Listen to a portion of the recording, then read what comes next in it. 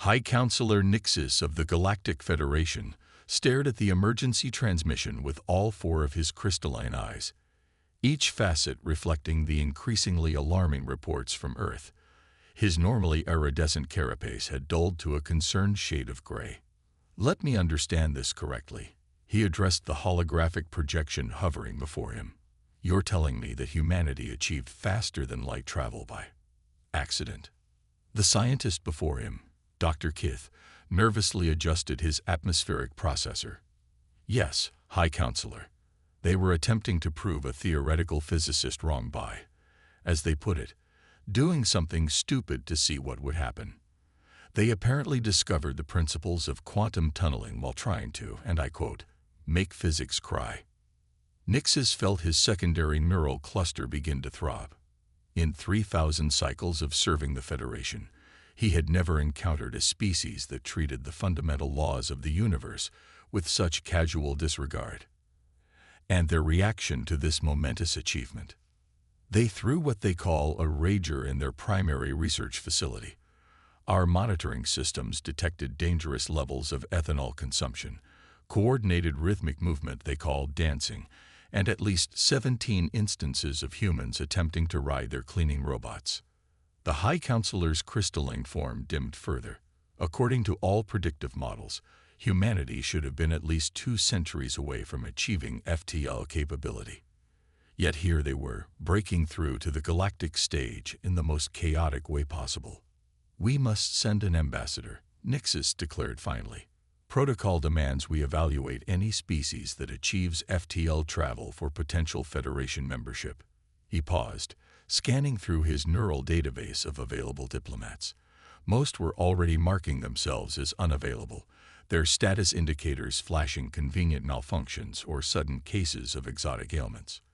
Ambassador Vex, he decided, focusing on the profile of the Federation's most experienced first contact specialist. "Your record with challenging species makes you the ideal candidate for this mission." Ambassador Vex's holographic form materialized, his normally flowing tentacles wrapped tightly around himself in what could only be described as diplomatic anxiety. "High Counselor, while I am honored, perhaps we should consider." "Your transport is already prepared," Nixis continued smoothly. "You will depart immediately for Earth to begin formal evaluation procedures. Remember, we must understand their potential for contribution to galactic society." As Vex's hologram faded, still attempting to formulate a diplomatic excuse, Dr. Keith cleared his throat. "High Counselor, should we warn him about the coffee?" "No," Nixis decided, his color shifting to a slightly amused shade of blue. "I believe some things are better discovered firsthand, though perhaps we should prepare the diplomatic vessel's medical bay for caffeine-related emergencies." The journey to Earth gave Ambassador Vex precious little time to prepare. The ship's AI, designation ARIA, had been downloading and analyzing human broadcasts, each new report causing her quantum processors to execute the artificial intelligence equivalent of a nervous breakdown. "Ambassador," ARIA announced, her voice modulation struggling to maintain composure, "I feel compelled to inform you that humans have something called energy drinks, which they engineered specifically to contain more stimulants than their bodies can safely process. They drink these for fun." Vex, who had been reviewing first contact protocols, felt his tentacles curl involuntarily. Surely that must be a mistranslation. No species would intentionally. They combine them with something called vodka to create what they term heart attack in a can. They named it this despite being fully aware of its effects on their cardiovascular systems. The ambassador's chromatophores flickered in distress. "ARIA, please focus on their scientific achievements. Their FTL breakthrough must indicate some level of rational methodology." "Processing," ARIA paused. "I have found footage of their successful FTL test. Would you like to view it?" "Please." The holographic display showed a human laboratory. A group of scientists stood around a complex array of equipment, many wearing shirts with incomprehensible phrases like physics, because Punch and Schrodinger's cat walks into a bar. "Final safety checks," one announced. Safety checks. Another laughed. Where we're going, we don't need safety checks. Hit it, Karen. The resulting experiment tore a hole in space-time while playing something called the final countdown at maximum volume. The successful breach was celebrated with impromptu pyrotechnics and someone riding a wheeled chair through the temporal distortion field. Vex watched in horror as the humans high-fived directly in front of the swirling vortex of broken physics. His diplomatic training, perfected over 3 centuries, offered no protocol for dealing with a species that treated the impossible as a casual Tuesday afternoon activity. RIA. He managed finally. Please tell me we at least have data on their governmental structure. Surely they must have some form of organized leadership. They have many forms of government, actually. Some of them were chosen by measuring the decibel levels of crowd approval. Others involve elaborate systems of representative decision-making, often influenced by something called memes. The ambassador's color shifted to a deep shade of bureaucratic despair. As Earth grew larger in the view screen, he couldn't shake the feeling that this mission would redefine the very concept of diplomatic incidents. Ambassador Vex's first official meeting with human representatives was scheduled to take place at what they called a casual diplomatic brunch. The term itself seemed contradictory to his centuries of diplomatic training, but he was determined to maintain composure. His human liaison, Dr. Sarah Chen, met him at the landing pad, her smile bright enough to trigger his protective photoreceptors. Ambassador, welcome to Earth. Hope you don't mind, but we thought the traditional conference room setup was a bit stuffy. We're heading to Dave and Buster's instead. Aria's holographic form flickered with concern. Ambassador, I feel compelled to inform you that this establishment combines recreational competition, caloric consumption, and artificial light displays at decibel levels that exceed safety recommendations for 15 different species. I'm sure it will be illuminating. Vex managed, his tentacles curling slightly as they entered what appeared to be a sensory assault chamber disguised as a restaurant. Oh, it's pretty chill today, Dr. Chen assured him, leading them past humans engaged in what appeared to be ritualistic combat with plastic instruments, while songs about breaking free and living on a prayer blasted through hidden speakers. We considered the laser tag arena, but thought that might be a bit much for first contact. Laser tag. Vex's translator struggled with the concept. Yeah, you know, simulated combat for fun. Kids love it. Speaking of which, watch out for the birthday party in Corner 3. They're hopped up on cake and Mountain Dew. Before Vex could process this information, he was introduced to the human diplomatic team. Each member seemed to specialize in what they called thinking outside the box, a phrase that made his pattern recognition centers ache. So, began Dr. Marcus Wong, head of human scientific advancement, while casually juggling what appeared to be stress relief spheres. We thought we'd start by showing you some of humanity's proudest achievements. Who wants to go first? A woman in a lab coat covered in cartoon atoms raised her hand enthusiastically. Oh, let me tell them about the time we accidentally created a new state of matter while trying to prove a bet wrong. Now, Dr. Rodriguez, Marcus chided, we agreed to save the physics violations for after appetizers. Vex watched in mounting horror as plates of what humans called extreme wings were brought to the table. These are covered in capsaicin extract, Dr. Chen explained cheerfully. It's technically a neurotoxin, but we love it. Don't worry, we ordered you something milder. You intentionally consume neurotoxins for pleasure. Vex's color shifted to a disturbed shade of mauve. Oh, that's nothing. Marcus grinned. Wait until you hear about our competitive eating championships. Last month, someone set a new record for ghost peppers consumed while solving a Rubik's Cube underwater. Aria's hologram was now displaying error messages in 17 different alien languages. Ambassador, my protocols for rational behavior analysis have crashed. Attempting emergency reboot. The situation deteriorated further when the conversation turned to human recreational activities. Dr. Chen pulled out her tablet to show highlights from something called the X Games. See, these humans are performing aerial acrobatics on wheeled boards, she explained. Sometimes they'd break bones, but that's just part of the fun. Breaking bones. For entertainment. Vex's tentacles were now tied in diplomatic distress knots. Well, sure. You should see what we do with cheese wheels in Gloucester. We roll them down near vertical hills and chase after them. People get injured all the time, but it's tradition.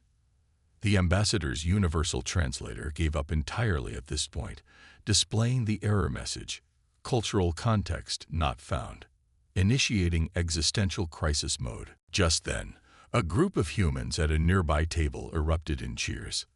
They were watching others compete in something called professional gaming, where participants apparently mashed buttons at superhuman speeds while consuming concerning amounts of energy drinks.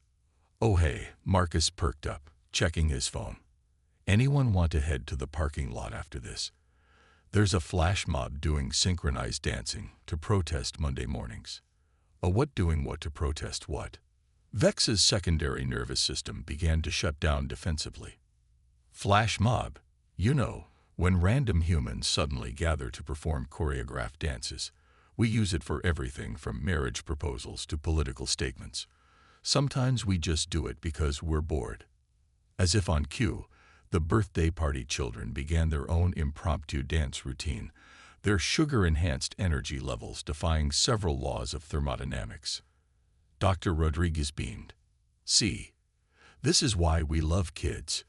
Totally uninhibited creativity. Last week, my 7-year-old tried to make a perpetual motion machine out of fidget spinners and her brother's gaming console. Nearly succeeded too. Vex's diplomatic training had prepared him for many challenges.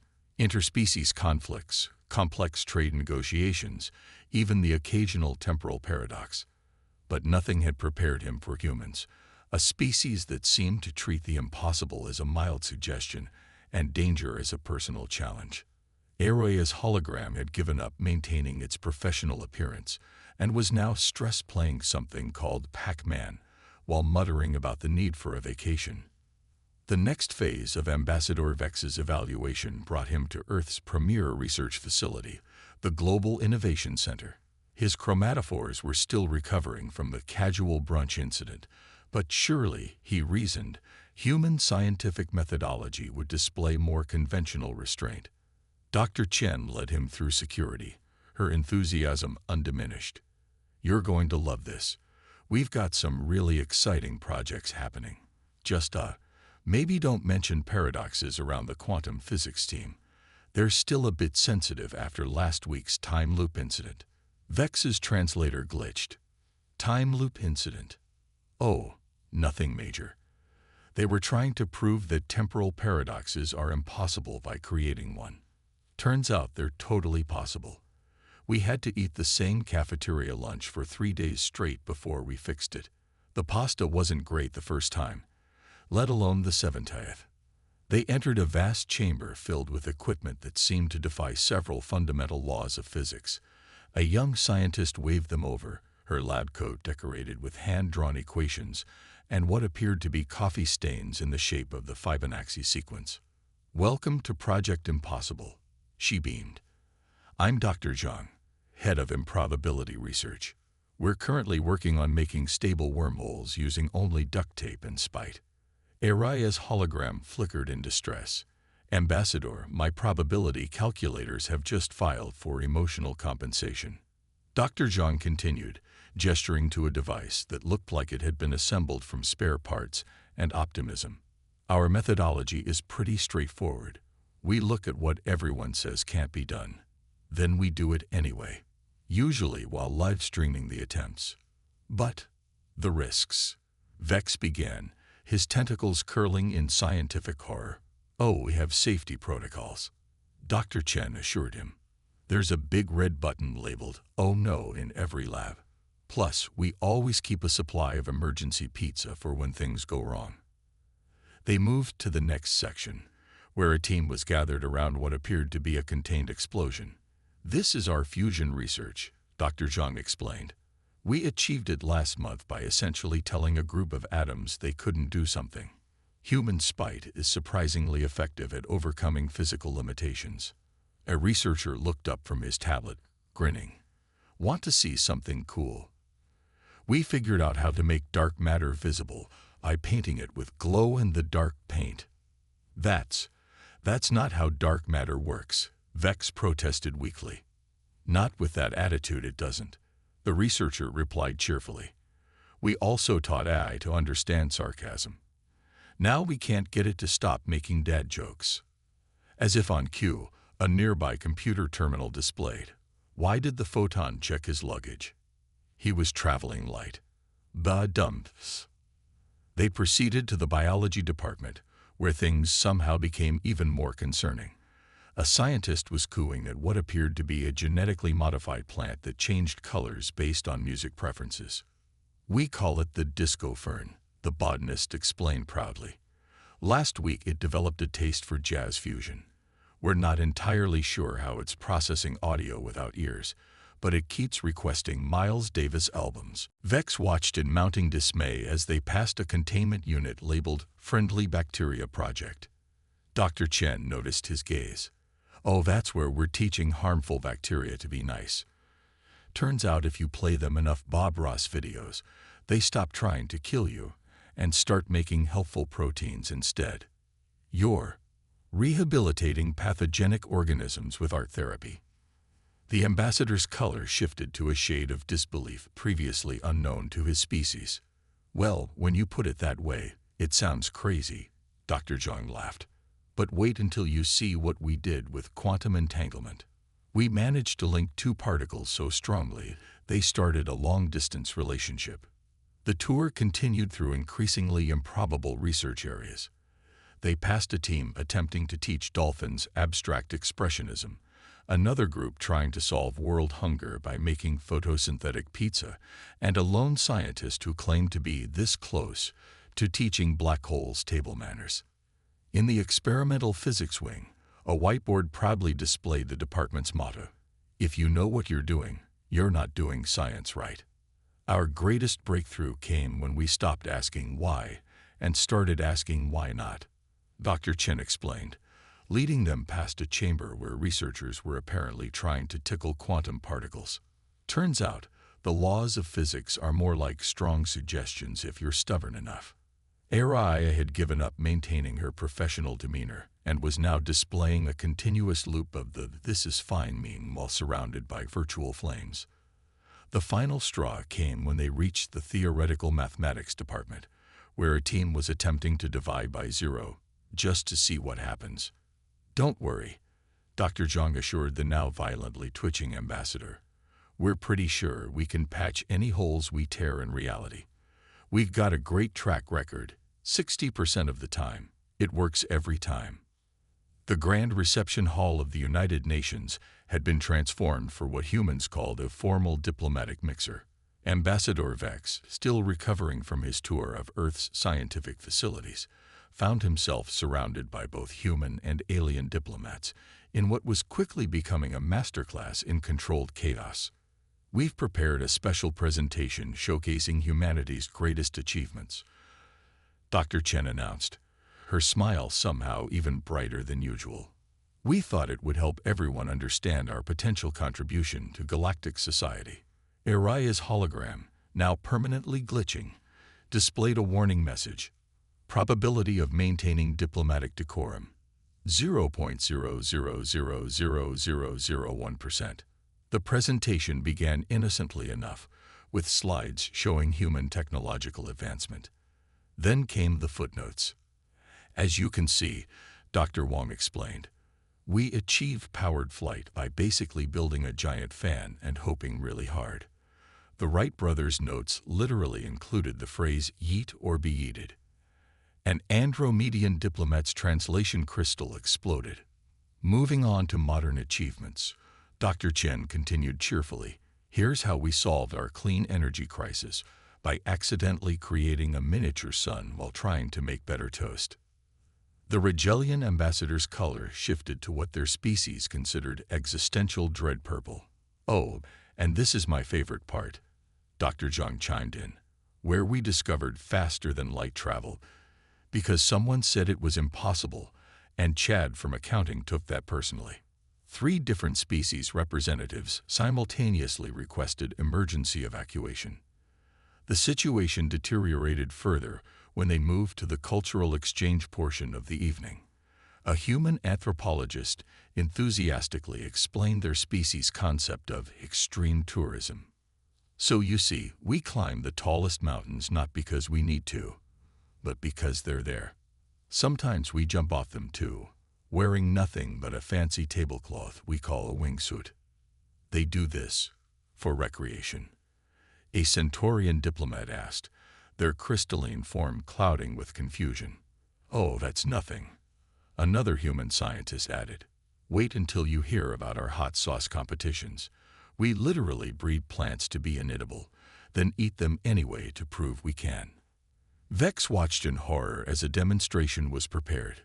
A human stepped forward, holding what they called the last dab Apollo, a sauce that technically qualifies as a chemical weapon on 17 Federation worlds. Don't worry, Dr. Chen whispered to the increasingly distressed alien delegation. We have medical teams standing by. They're very experienced with capsaicin-related emergencies. The Arcturian delegation, whose species communicated through careful color modulation, had frozen in a shade of "please end this madness" gray. Then came the entertainment portion. A group of humans demonstrated something called Parker through the reception hall, treating gravity more as a polite suggestion than a fundamental force. They were followed by competitive eaters who could consume a week's worth of calories in under 10 minutes, and extreme sports athletes who casually discussed surviving activities that should have been lethal. And for our grand final, Dr. Wong announced, we've prepared a special demonstration of human ingenuity. The ceiling retracted to reveal a team of skydivers preparing to enter the reception hall through what someone had dubbed the party hole. They were accompanied by a base jumper who planned to exit through the same opening, a fire juggler on a unicycle, and someone who claimed to hold the world record for most dangerous hobbies combined while making pancakes. Araya's hologram had given up completely and was now playing a looped video of kittens while softly humming the final countdown. The Galactic Federation's Senior Risk Assessment Eye, attending via Quantum Link, had already filed for early retirement and was looking into career options in less stressful fields, like monitoring supernovas or managing black hole containment. Is this normal? A Pleiadian observer asked, their tentacles tied in knots of concern. Oh no, Dr. Chen replied cheerfully. Usually we have more fire, but we toned it down since it's a formal event. The evening reached its crescendo when the human delegation unveiled their proposal for galactic cooperation. Their first suggested joint project, teaching quantum mechanics to dolphins while establishing the zero-gravity pizza delivery service. Think about it. Dr. Zhang explained to the stunned audience, we could revolutionize both marine biology and fast food simultaneously. Plus, we're pretty sure dolphins would make excellent string theory physicists. They already live in 3 dimensions. Vex watched as various alien diplomats tried to process this information. Some had entered states of protective hibernation, while others were frantically attempting to update their species' first contact protocols to include a new category titled humans, approach with caution, and antacids. The emergency session of the Galactic Federation Council was called to order, though order seemed an increasingly foreign concept after contact with humanity. Ambassador Vex stood before the assembled representatives, his color cycling through various shades of traumatized purple as he delivered his report. Distinguished council members, he began, his tentacles still showing signs of stress knotting. I regret to inform you that my evaluation of Earth has led me to one inescapable conclusion. Humans are completely insane.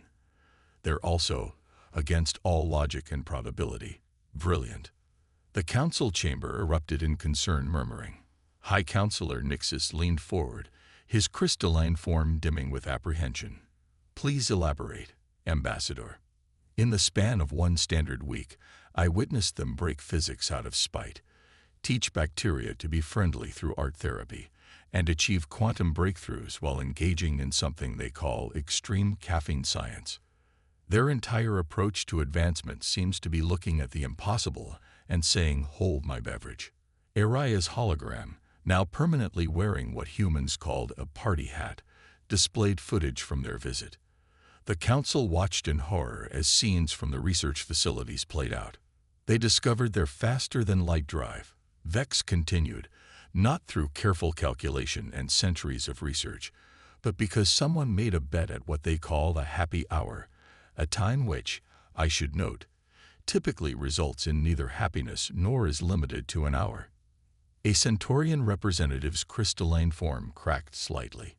Surely they understand the risks. Oh, they understand them perfectly, Vex replied, his color shifting to what his species used to indicate hysteria. They just don't care.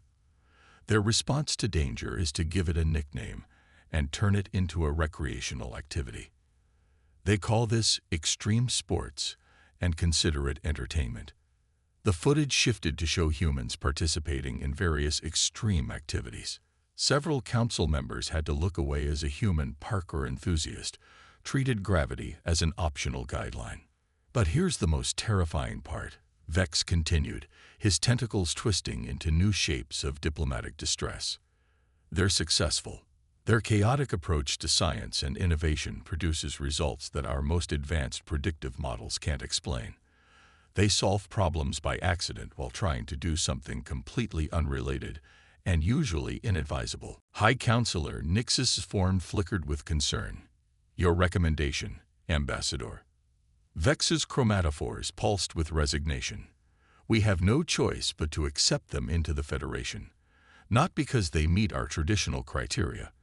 They violate practically every safety protocol we've established over 10,000 years of interstellar civilization. We must accept them because I'm genuinely afraid of what they'll do if left unsupervised. He projected one final piece of evidence, a human scientist's notebook where they'd scribbled, "What if we made black holes tiny and cute?" next to doodles of what they called pocket singularities. Moreover, Vex added, his color now showing a mix of admiration and terror.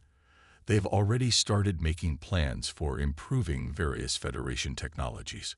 One of their engineers took one look at our standard FTL drive and said, and I quote, "What if we made it go brr?" The council chamber fell into shocked silence, broken only by the sound of Aria playing something called elevator music to maintain her digital sanity. "Very well," High Counselor Nixis declared finally. "We shall extend membership to Earth, with a few special provisions. The provisions, when drafted, included mandatory warning labels on all human innovations, a requirement that Earth scientists submit detailed explanations of their thought process, though no one expected these to make sense, the establishment of a dedicated Human Containment and Understanding Department, emergency temporal shift protocols in case humanity accidentally broke causality again, a strongly worded suggestion that coffee consumption be monitored in all research facilities." As the council session concluded, a junior aide rushed in with an urgent message. Humans had already found a way to optimize the Federation's quantum communication network using something they called memes and cat videos. Vex's color shifted to a previously undocumented shade of resignation as he realized his role as Earth's ambassador was far from over. In the corner, Aria's hologram had started a support group for AIs traumatized by human innovation methods. The Galactic Federation was about to become a much more interesting place, whether it wanted to or not. As Dr. Chin would say, they were about to spice things up a bit. Coming from a species that considered neurotoxins a condiment, this was either terrifying or exhilarating. Probably both.